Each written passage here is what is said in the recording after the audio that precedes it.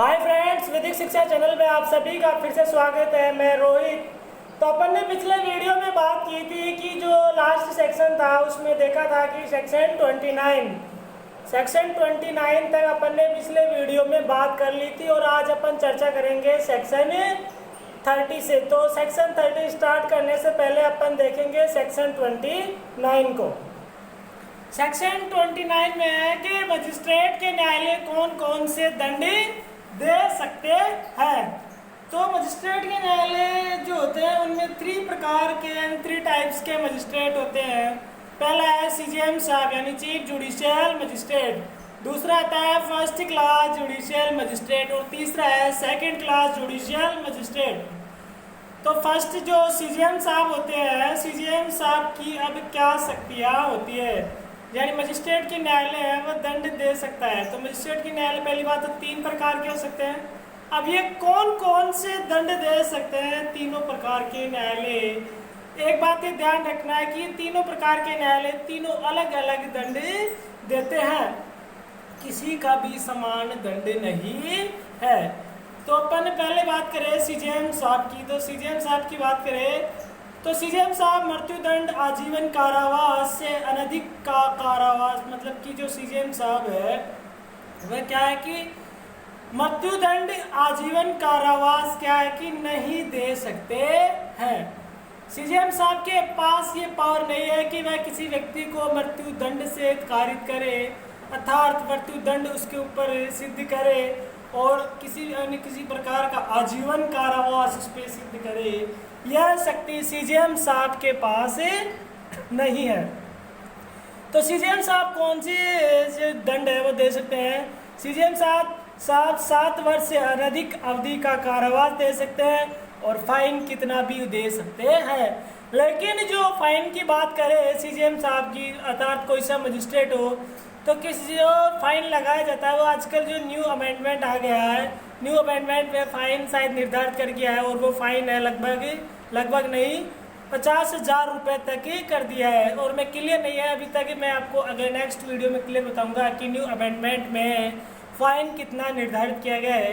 लेकिन शायद 50,000 इसका कर दिया गया है। 50,000 से ज़्यादा कोई मजिस्ट्रेट किसी व्यक्ति पर फाइन नहीं लगा सकता है। तो सीजेएम साहब की पावर पता चल गया है कि सीजेएम साहब 7 वर्ष से अधिक अवधि का कारावास और फाइन अनलिमिटेड दे सकते हैं। और जो दूसरा आता है फर्स्ट क्लास जुडिशियल मजिस्ट्रेट। अब फर्स्ट क्लास जुडिशियल मजिस्ट्रेट है वह 3 वर्ष तक का कारावास और 10,000 रुपये का जुर्माना दे सकते हैं।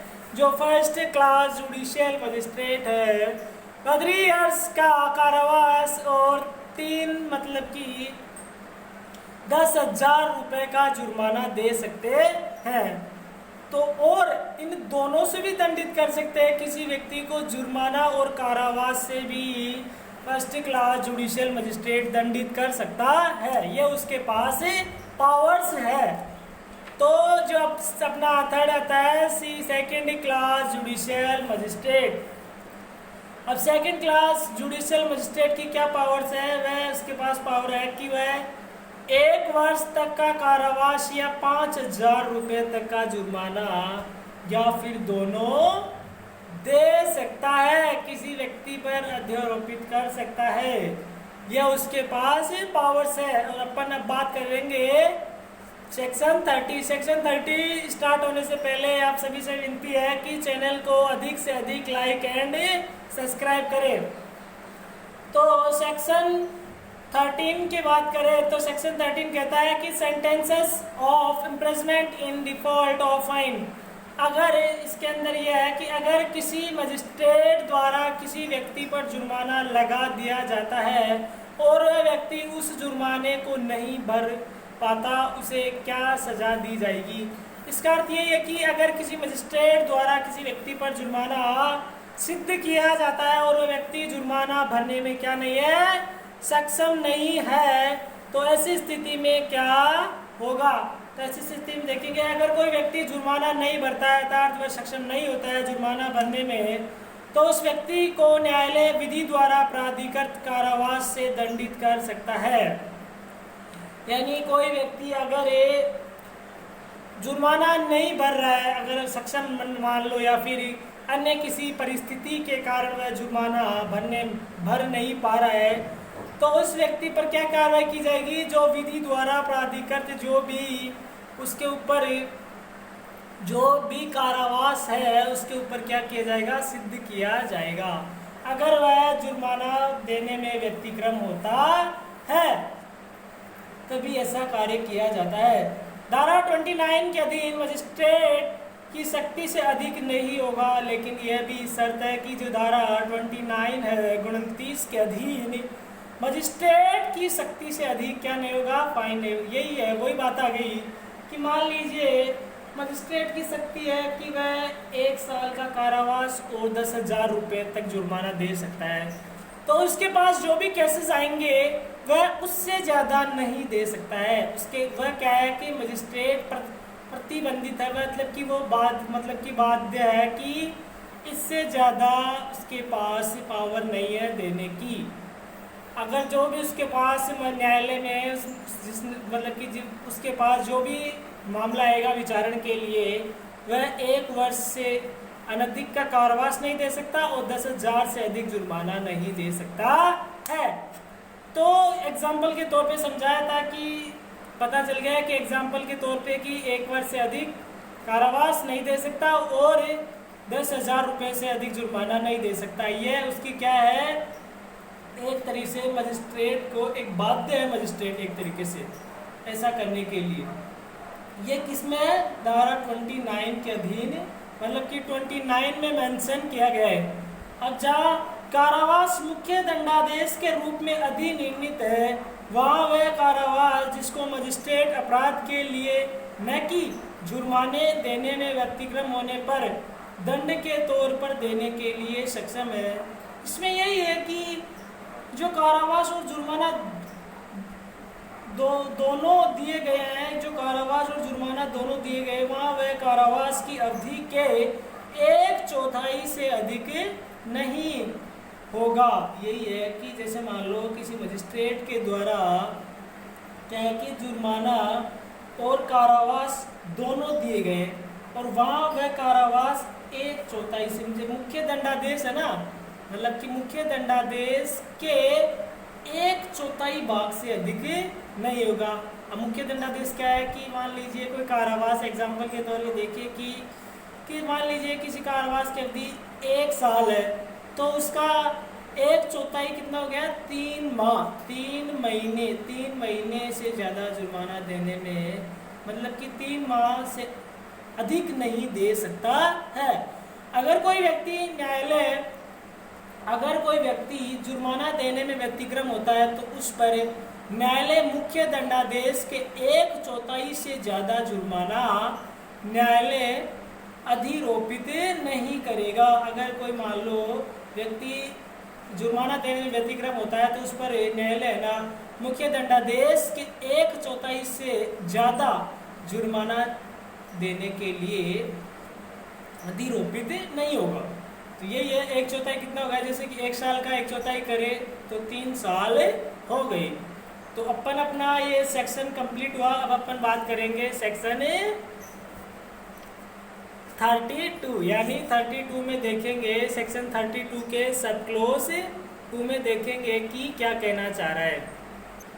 सेक्शन 32 स्टार्ट करने से पहले देखेंगे कि मैंने जो अभी बताया था पिछले सेक्शन में कि 1 साल का अगर 1/4 करे तो 3 महीने होता है। 3 महीने से अधिक कोई व्यक्ति, मतलब कि कोई व्यक्ति नहीं, जो मजिस्ट्रेट होता है मुख्य दंडादेश के 1/4 मतलब कि 3 महीने से अधिक उस व्यक्ति को क्या नहीं कर सकता? दंडित नहीं कर सकता है। अब अपन देखेंगे सेक्शन 32 का सब क्लोज 2 में है कि इस धारा के अधीन इस धारा के अधीन अधिनिर्णित कारावास उस मजिस्ट्रेट को धारा 29 के अधीन अधिनिर्णित की जा सकने वाली अधिकतम अवधि के कारावास के मुख्य दंडादेश के अतिरिक्त हो सकता है। इसका अर्थ क्या है? अपन इसका अर्थ समझने की कोशिश करेंगे कि यही है कि इस धारा में यह बताया गया है कि जहाँ कारावास मुख्य दंडादेश के एक भाग के रूप में दिया गया हो, मतलब कि जहाँ कारावास मुख्य दंडादेश के एक भाग के रूप में दिया गया हो, वहाँ यह उस कारावास की अवधि के चौथाई से अधिक होगी जिसको मजिस्ट्रेट उस अपराध के लिए ऐसे दंड के तौर पर देने के लिए क्या हो, सक्षम हो जो जुर्माना की राशि कारावास से भिन्न हो या अलग हो। इसमें यह बताया गया है। अब अपन देखेंगे सेक्शन 31 में देखेंगे कि 30 क्या कहना चाह रहा है कि sentences cases conviction of the survival offences at one trial. इसमें यह है कि एक ही विचारण में कई अपराधों के लिए दोष सिद्ध होने के मामले में दंडादेश। तो इसका अर्थ क्या होता है वो अपन देखेंगे। तो मान लीजिए कोई भी व्यक्ति एक ही विचारण में एक से अधिक कई अपराधों के लिए दोष सिद्ध किया जाता है। मान लीजिए कोई व्यक्ति है, उसे एक ही विचारण में एक से अधिक अपराधों के लिए क्या किया जाता है, दोष सिद्ध किया जाता है।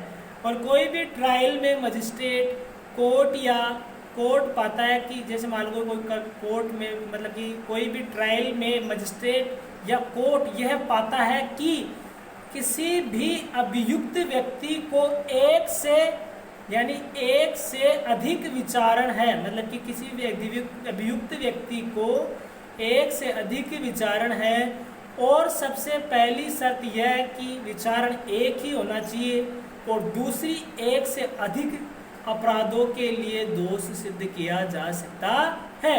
यानी एक ही अपराध मतलब कि एक ही विचारण में उस व्यक्ति पर एक से अधिक दोष सिद्ध किए जा सकते हैं। मान लीजिए अभियुक्त व्यक्ति 3 अपराधों के लिए दोष सिद्ध किया जाता है। एग्जाम्पल के तौर पे लीजिए कि कोई घर में कोई जो व्यक्ति है वह चोरी करने के उद्देश्य से घुसा, यानी कोई व्यक्ति क्या है कि वह किसी घर में चोरी करने के उद्देश्य से घुसा है, वह चोरी करने के उद्देश्य से घुसा और उसने उस घर में चोरी करते समय मृत्यु कारित कर दी और कर दी गई, तो अपराधों मतलब कि जो तीसरा अपराध के लिए उसके विरुद्ध विचारण चलेगा और उसके पश्चात उसको दोष सिद्ध या घोषित कर दिया जाता है और तीनों अपराधों में उसको सजा दी जाती है, उसके पश्चात ही होगा। तो इसमें यही है कि मान लीजिए कोई व्यक्ति चोरी करने के उद्देश्य से किसी घर में घुसा। अब चोरी करने के उद्देश्य से घुसा तो चोरी के चार्जेस उस पर अलग लगेंगे। अब चोरी करते हुए उसने क्या कर दी, मृत्यु कारित कर दी किसी व्यक्ति की। अब मृत्यु कारित कैसे करेगा, या तो कोई व्यक्ति जग गया होगा घर में तो उसको रोकने की कोशिश किया होगा या पकड़ने की कोशिश किया होगा, तो वह अपने बचाव के लिए उस व्यक्ति क्या कर देता है, मृत्यु कारित कर देता है। तो ऐसी स्थिति में उस पर मर्डर का मतलब कि मर्डर के चार्जेस भी लगेंगे और जो उसने रॉबरी की है रॉबरी के भी चार्जेस लगेंगे। तो इसीलिए कह सकते हैं कि किसी भी व्यक्ति पर एक ही मतलब कि विचारण तो रॉबरी का चलेगा, लेकिन वह सिद्ध किसके लिए किया जाएगा, एक से अधिक अपराधों के लिए उसे दोष सिद्ध किया जाएगा। विचारण एक ही है चोरी का, चोरी करने के उद्देश्य से घुसा उस घर में, घुसते उसने चोरी भी की और उस चोरी करने के बाद उसने क्या कर दी, डेथ कर दी, और डेथ करने के बाद उसे डेथ पनिशमेंट भी मतलब कि जो डेथ की है उसके लिए भी पनिश किया जाएगा मजिस्ट्रेट द्वारा। तो आप सभी को अच्छे से समझ में आ गया होगा कि वह मृत्यु मतलब कि रॉबरी करने के उद्देश्य से घुसा और उसने एक से अधिक अपराध कर दिए और मजिस्ट्रेट भी उसे एक ही विचारण में एक से अधिक अपराधों के लिए क्या कर दिया, दोष सिद्ध, यानी एक से अधिक अपराधों के लिए दोष सिद्ध होने के मामले में दंडादेश, उसे दोष सिद्ध कर दिया गया। अब अपन अगला सेक्शन देखेंगे कि सेक्शन 31 का सब क्लॉज फर्स्ट। इसमें ये क्या कहना चाह रहा है कि सेक्शन 31 का सब क्लॉज क्या कहता है, इसमें यह है कि कोई व्यक्ति एक ही विचारण में या मजिस्ट्रेट द्वारा किसी व्यक्ति पर एक ही विचारण में एक से अधिक अपराधों के लिए दोष सिद्ध किया जाता है तो क्या होगा? मतलब कि कोई व्यक्ति एक ही विचारण में या मजिस्ट्रेट द्वारा किसी व्यक्ति पर एक ही विचारण में एक से अधिक अपराधों के लिए दोष सिद्ध किया जाता है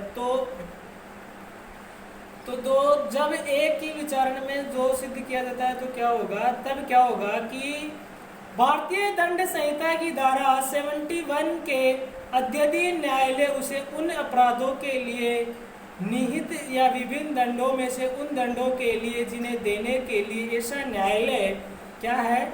सक्षम है, तो दंडादेश दे सकता है।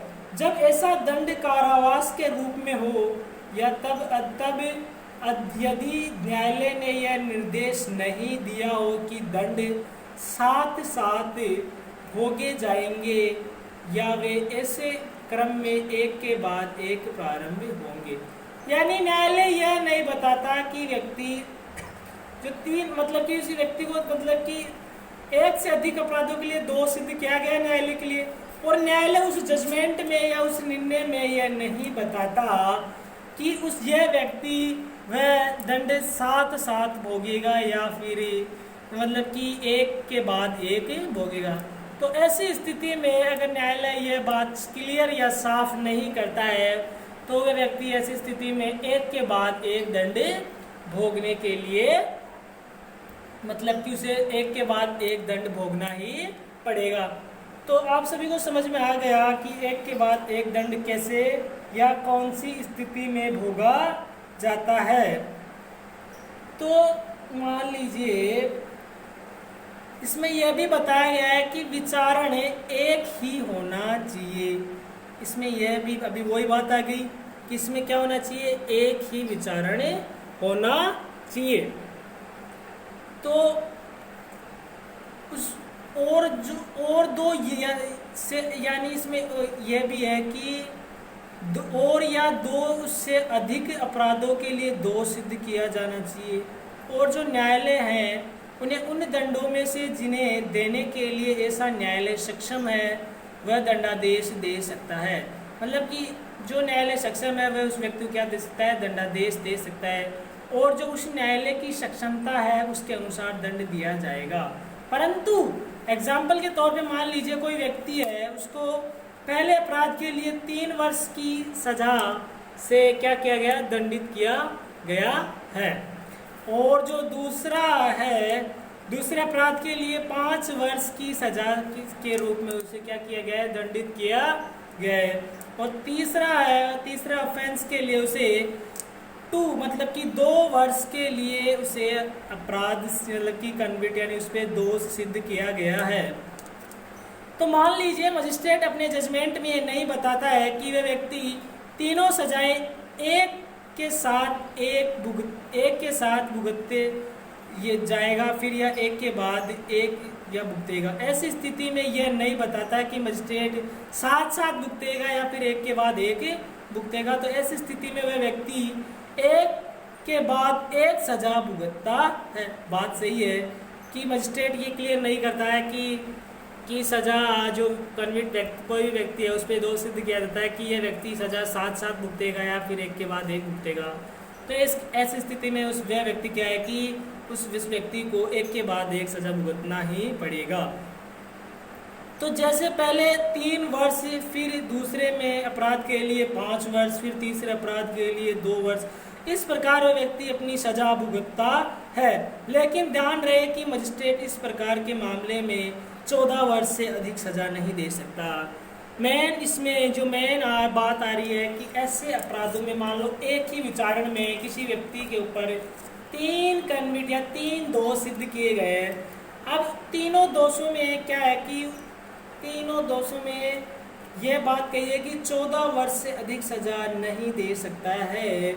यह मजिस्ट्रेट ये आबद्ध है कि 14 वर्ष से अधिक किसी व्यक्ति को किसी व्यक्ति के दोष सिद्ध नहीं किया जा सकता।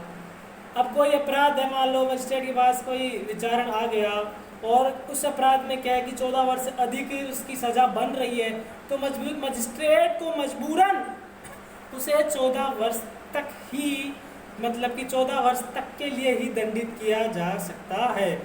मतलब कि ये पहले से कानून, मतलब कि संविधा के अंदर लिखित है कि 14 वर्ष से अधिक किसी भी व्यक्ति को दंडित नहीं किया जा सकता ऐसे मामलों में।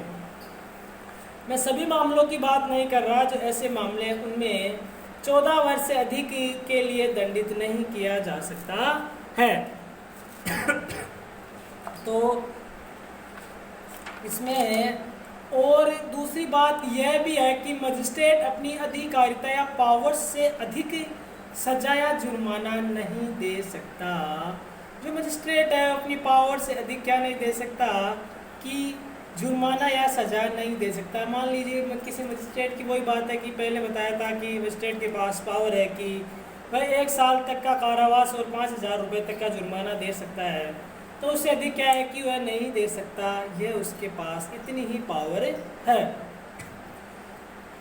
तो इसमें एक बात और यह भी है कि इसमें मान लीजिए इस सेक्शन में किसी मजिस्ट्रेट की शक्ति 7 वर्ष तक देने की है, और मान लीजिए किसी व्यक्ति का अपराध उस मजिस्ट्रेट के पास आता है विचारण के लिए, तो जिसकी शक्ति, मतलब कि जिस शक्ति में अंतिम 7 वर्ष, मजिस्ट्रेट ऐसी स्थिति में मजिस्ट्रेट के पास कितनी है पावर, शक्ति 7 वर्ष है भाई, 7 वर्ष से अधिक वह किसी व्यक्ति को दंडित नहीं कर सकता, तो वह मजिस्ट्रेट अपने से उच्च न्यायालय में प्रेषित नहीं करेगा। मतलब कि उस विचारण को अपने से उच्च न्यायालय में क्या नहीं करेगा, प्रेषित नहीं करेगा। उसे मजबूरन उसे जितनी शक्ति प्राप्त है, पावर है, उतनी ही वह क्या करेगा, उतना ही उसके ऊपर दोष सिद्ध करेगा।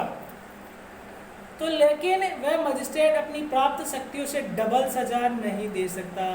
मान लीजिए उसकी शक्ति से अधिक उसका अपराध बन रहा है, और फिर वह क्या, मतलब कि जो उसके पास मान लीजिए 7 वर्ष की शक्ति है कि वह 7 वर्ष से अधिक क्या नहीं दे सकता, सजा नहीं दे सकता। तो ऐसी स्थिति में वह जैसे मान लो 7 वर्ष का डबल करे तो 14 वर्ष, 14 वर्ष किसी व्यक्ति को 14 वर्ष के लिए दंडित नहीं कर सकता है। इसके लिए मजिस्ट्रेट क्या है, आबद्ध है। तो अपना जो सेक्शन है 31 है वह कंप्लीट हुआ। अब अपन बात करेंगे सेक्शन 32 की। सेक्शन 32 कहता है कि मोड ऑफ कन्फर्मिंग, यानी शक्तियों को प्रदान करने का ढंग, यानी शक्तियां कौन प्रदान करता है न्यायालय को। तो यह कौन प्रदान करेगा इस संहिता के अधीन ये शक्तियां, तो इसमें यह बताया गया है कि जो हाई कोर्ट और जो स्टेट गवर्नमेंट है वही क्या करती है, शक्तियां प्रदान करती है। किसी भी राज्य में क्या है कि जो न्यायालय होते हैं, चाहे जुडिशियल न्यायालय देख लो, चाहे मजिस्ट्रेट के न्यायालय देख लो, तो उनमें क्या है कि वो जो शक्तियां प्रदान करने की जो अधिकारिता कौन रखता है, एक तो हाई कोर्ट रखता है और स्टेट गवर्नमेंट। अब हाई कोर्ट किनको शक्तियां प्रदान करेगा, जो जुडिशियल मजिस्ट्रेट होते हैं उनको शक्तियां प्रदान कौन करता है, जो हाई कोर्ट होता है वह क्या है कि जुडिशियल मजिस्ट्रेटों को शक्तियां प्रदान करता है। और जो स्टेट गवर्नमेंट होती है वह किसको प्रदान करती है, जो एग्जीक्यूटिव मजिस्ट्रेट होते हैं उनको क्या है कि एक तरीके से क्या करता है, शक्तियां प्रदान करता है। और जिसमें बात आती है कि नाम से, पद से या पदधारियों के वर्ग को पदीम या अभिधानों से आदेश द्वारा सशक्त कर सकती है। इसमें यह बताया गया है कि CRPC के अधीन रहते हुए उच्च न्यायालय और राज्य सरकार, यानी उसके पद, नाम से, पद से और पदधारियों के वर्गों के पदीम या अभिधानों से आदेश द्वारा सशक्त करती है। अब पद के हिसाब से भी शक्तियां बांटता है कौन, हाई कोर्ट। तो यही है कि जो हाई कोर्ट है वह जुडिशियल मजिस्ट्रेटों को, जो जुडिशियल मजिस्ट्रेटों की शक्तियां हैं उनको डिवाइड करता है, और जो स्टेट गवर्नमेंट है वह एग्जीक्यूटिव मजिस्ट्रेटों को शक्तियां देता है। जुडिशियल मजिस्ट्रेटों को कौन देगा, हाई कोर्ट, और जो एग्जीक्यूटिव मजिस्ट्रेट है यानी कार्यपालक मजिस्ट्रेट है उनको शक्तियां कौन प्रदान करता है, बाय स्टेट गवर्नमेंट एग्जीक्यूटिव मजिस्ट्रेटों को शक्तियां प्रदान करती है। तो मेरे को लगता है ये सेक्शन में इतना ही बताया गया, ज़्यादा डीपली जाने की जरूरत नहीं है। इसमें से बस ओनली यही क्वेश्चन बन सकता है कि जो शक्तियां हाईकोर्ट और जो स्टेट गवर्नमेंट शक्तियां प्रदान करता है वे कौन से सेक्शन के अधीन, सीआरपीसी के कौन से सेक्शन के अधीन रहते हुए शक्तियां प्रदान करता है। तो आप सभी को पता चल गया कि हाईकोर्ट और स्टेट गवर्नमेंट सेक्शन 32 के अधीन रहते हुए हाईकोर्ट तो जुडिशियल मजिस्ट्रेटों को और स्टेट गवर्नमेंट एग्जीक्यूटिव मजिस्ट्रेट यानी कार्यपालक मजिस्ट्रेटों को क्या करती है, शक्तियां प्रदान करती है। अब अपने को अपना सेक्शन 32 कंप्लीट हो गया, मोड ऑफ कन्फर्मिंग। अब अपन बात करेंगे सेक्शन 32 का सब क्लोज 2। सब क्लोज 2 में देखा है कि ऐसा प्रत्येक आदेश उस तारीख से प्रभावी होगा जिस तारीख को वह ऐसे सशक्त किए गए व्यक्ति को संसूचित किया जाता है। इसके अंदर कोई ज़्यादा बड़ी बात नहीं है। इसके अंदर यही बताया गया है कि ऐसा प्रत्येक कोई भी आदेश तब से प्रभावी माना जाएगा जब जिस दिन से उस व्यक्ति को सूचित किया जाता है। ओनली इसमें यही है कि इसमें प्रत्येक आदेश तब से प्रभावी माना जाएगा जब जिस दिन से उस व्यक्ति को क्या किया जाएगा, सूचित किया जाएगा। उस मामलों में उस मामले में सूचित किया जाएगा, तभी से वह आदेश क्या माना जाएगा, प्रभावी माना जाएगा। अब अपना सेक्शन 32 का सब क्लोज 2 भी कंप्लीट हो गया। अब अपन बात करेंगे सेक्शन 33। सेक्शन 33 क्या कहता है, power of officials power of officials appointed. अब इसका अर्थ क्या होता है कि इसमें यही है कि नियुक्ति अधिकारियों की क्या, यानी जो नियुक्त अधिकारियों की क्या क्या शक्तियां होगी। यह सेक्शन इतना महत्वपूर्ण नहीं है, बस इसमें यही है, ये इतना ही है कि जुडिशियल मजिस्ट्रेटों को शक्तियां हाई कोर्ट देता है और एग्जीक्यूटिव मजिस्ट्रेटों को शक्तियां कौन देता है, स्टेट गवर्नमेंट देता है। तो इसमें कोई ज़्यादा बात नहीं है कि पावर ऑफ ऑफिशियल अपॉइंटेड में यही है कि जो जुडिशियल मजिस्ट्रेट है उनको शक्तियां कौन देता है, हाई कोर्ट देता है, और जो एग्जीक्यूटिव यानी कार्यपालक मजिस्ट्रेट है उनको शक्तियां प्रदान कौन करता है, उनको शक्तियां प्रदान करती है स्टेट गवर्नमेंट करती है।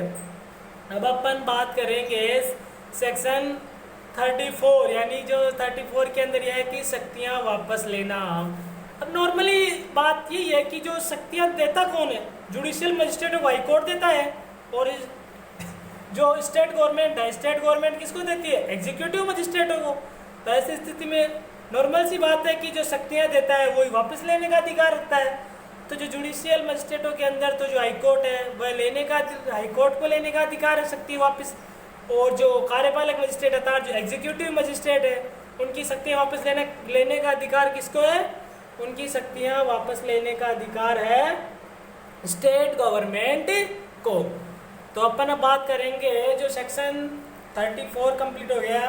अब अपन बात करेंगे सेक्शन 34 का सब क्लोज 2 के बारे में बात करेंगे कि सेक्शन जो 34 है उसका सब क्लोज 2 क्या कहना चाह रहा है। तो सब क्लोज 2 से पहले अपन ये देखते हैं कि जो सीजीएम और डीएम, इसमें दो शब्द आए। जो सीजीएम साहब और डीएम आए ना, इसका अर्थ क्या है। सेक्शन 34 के सब क्लोज 2 में ये मेन रूप से ये दो ही शब्द हैं। इन दो पर ही एक सेक्शन 34 सब क्लोज 34 का सब क्लोज टिका हुआ है, सीजीएम और डीएम। सबसे पहले इसका अर्थ देखना होगा कि सीजीएम का अर्थ क्या होता है और डीएम का अर्थ क्या होता है। अगर जुडिशियल मतलब कि जो पहला है सीजीएम, देख लीजिए कि सीजीएम का अर्थ होता है चीफ जुडिशियल मजिस्ट्रेट और डीएम का होता है डिस्ट्रिक्ट मजिस्ट्रेट। जिले के अंदर अपनी सबसे ऊंची पोस्ट पे होता है डिस्ट्रिक्ट मजिस्ट्रेट, अपने आप में एक ऊंचा पद होता है डिस्ट्रिक्ट के अंदर। तो सीजीएम में यही है कि अगर सेक्शन 34 के सब क्लोज 2 में बताया गया है सीजीएम और डीएम के अंदर, सीजीएम पहला देखिए सीजीएम के अंदर है अगर जुडिशियल मजिस्ट्रेट को शक्तियां दी है तो उनको वापस लेने का अधिकार सीजीएम को है। सबसे बड़ी बात आ जाती है कि जुडिशियल मजिस्ट्रेटों को अगर शक्तियां दी जाती है तो जुडिशियल मजिस्ट्रेटों के अंदर शक्तियां वापस लेने का अधिकार किसको है? सीजेएम साहब को है। जुडिशियल मजिस्ट्रेटों के अंदर शक्तियां वापस लेने का अधिकार किसको है? सीजेएम साहब को दिया गया है। अब दूसरा आता है डीएम यानी डिस्ट्रिक्ट मजिस्ट्रेट। अगर एग्जीक्यूटिव यानी कार्यपालक मजिस्ट्रेटों को जो शक्तियां दी गई है उनको वापस लेने का अधिकार डीएम यानी डिस्ट्रिक्ट मजिस्ट्रेट को होता है, क्योंकि कार्यपालक मजिस्ट्रेट में डीएम ही पूरे जिले में सर्वोच्च स्थिति रखता है, इसीलिए उनको यह अधिकार दिया गया है। वही बात आ गई ना कि जो जुडिशियल मजिस्ट्रेट होता है, जुडिशियल मजिस्ट्रेटों में सबसे मतलब कि ऊंचा पद किसका होता है? वो होता है सीजेएम साहब का। सीजेएम साहब का अर्थ होता है चीफ जुडिशियल मजिस्ट्रेट। उनमें उनकी पंक्ति में सबसे ऊपर होता है। और जिले के अंदर जो कार्यपालक मजिस्ट्रेट होते हैं उनमें सबसे ऊंचा पद किसका होता है? डीएम अर्थात डिस्ट्रिक्ट मजिस्ट्रेट ही क्या कर सकता है? मतलब कि एग्जीक्यूटिव मजिस्ट्रेटों की शक्तियां वापस ले सकता है और वही शक्तियां को आवंटित करता है। तो डीएम और सीजेएम का इसमें पता चल गया कि सेक्शन 34 का सब क्लोज 2 क्या कहना चाह रहा है। अब अपन अंतिम लास्ट इस सेक्शन मतलब कि जो चैप्टर 3 है उसका अंतिम लास्ट सेक्शन देख रहे हैं। सेक्शन है 35 न्यायाधीशों या न्यायाधीशों का उनके पद उत्तरावर्ती द्वारा शक्तियों का प्रयोग कौन करेगा। तो इसका अर्थ क्या होता है वो अपन देखेंगे। तो इसमें यही है कि इसमें बताया गया है कि अगर मान लो किसी मजिस्ट्रेट या न्यायाधीश का पद खाली हो या फिर ट्रांसफर कर दिया जाता है तो उस पहले वाले पद पर कौन कार्य करेगा यह बताया गया है। भाई नाम से ही पता हो रहा है कि न्यायाधीशों या मजिस्ट्रेटों का उनके पद पर उत्तरावर्ती द्वारा शक्तियों का प्रयोग कौन करे। मतलब उसके पद खाली होने पर उनके मतलब उत्तरवर्ती जो व्यक्ति हो वो जो उनका कौन व्यक्ति उनकी शक्तियों का प्रयोग करेगा। तो इसमें देखिए पहला आ रहा है एएस यानी एडिशनल सेशन जज। एडिशनल सेशन जज का पद उत्तरावर्ती कौन है? यानी एडिशनल सेशन जज का मान लीजिए या तो ट्रांसफर हो जाता है कि या फिर वो अपना त्याग पत्र दे देते हैं। कौन दे देते हैं? एस यानी एडिशनल सेशन जज। एडिशनल सेशन जज के पद खाली होने की स्थिति में उनका पद कौन संभालेगा। अब यह सबसे बड़ी बात आती है। एडिशनल सेशन जज का अगर पद खाली होता है तो एडिशनल सेशन जज का पद संभालेगा डीजे सेशन जज। यानी जो डीजे सेशन जज होता है डीजे सेशन नहीं संभालेगा। डीजे सेशन द्वारा लिखित आदेश द्वारा निर्धारित किया जाएगा कि एडिशनल सेशन जज का पद उत्तरावर्ती कौन होगा। मान लो एडिशनल सेशन जज का पद खाली हो जाता है तो डीजे सेशन जज द्वारा यह निर्धारित किया जाएगा कि एडिशनल सेशन जज का पद का उत्तरावर्ती कौन होगा, यानी उस पद की शक्तियां कौन संभालेगा। ये कौन निर्धारित करेगा? डीजे सेशन जज। अब दूसरी आती है मजिस्ट्रेट या न्यायाधीश। मजिस्ट्रेट या न्यायाधीश का पद खाली हो जाता है तो किसी कारणवश तो उसमें सीजेएम चीफ जुडिशियल मजिस्ट्रेट निर्धारित करेगा कि उसका पद कौन संभालेगा। यानी जुडिशियल मजिस्ट्रेटों में जो अहम पद होता है वो होता है सीजेएम साहब का।